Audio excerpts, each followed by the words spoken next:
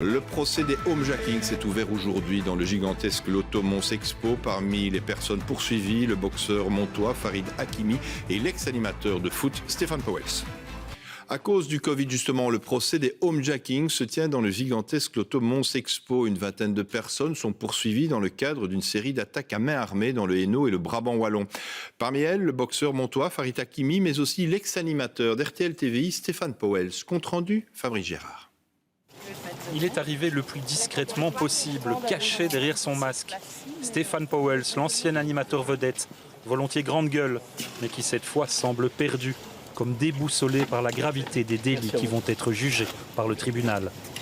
Ce sont des personnes qui sont chez elles la nuit, qui dorment en famille et qui se font réveiller par des truands lourdement armés, cagoulés, qui les sortent de leur lit, qui les menacent de mort, qui les frappent, qui leur mettent des colsons aux mains, qui menacent même les enfants pour avoir quelques sommes d'argent ou quelques bijoux. Et j'interviens pour des victimes, mais il y en a de très nombreuses dans ce dossier. À quelques mètres de Stéphane Pauwels, sa compagne à l'époque des faits, elle aussi prévenue dans ce dossier. C'est au domicile de son ex-petite amie qu'un home invasion a été commis. Stéphane Pauwels est soupçonné d'avoir communiqué l'adresse du domicile et d'avoir commandité les faits, ce qu'il nie fermement. C'est un concours de circonstances.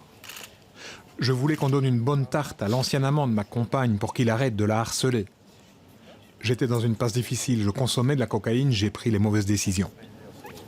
Stéphane Pauwels est également poursuivi pour détention de stupéfiants, mais il n'a rien à voir avec les nombreuses agressions qui concernent 26 autres prévenus. Pour moi, c'est un épiphénomène du dossier, qu'il soit là, qu'il soit pas là. Voilà, moi, vous savez, j'étudie mon dossier à la lueur de ce qui est reproché à mon client, qui nie d'ailleurs ce fait-là. Voilà.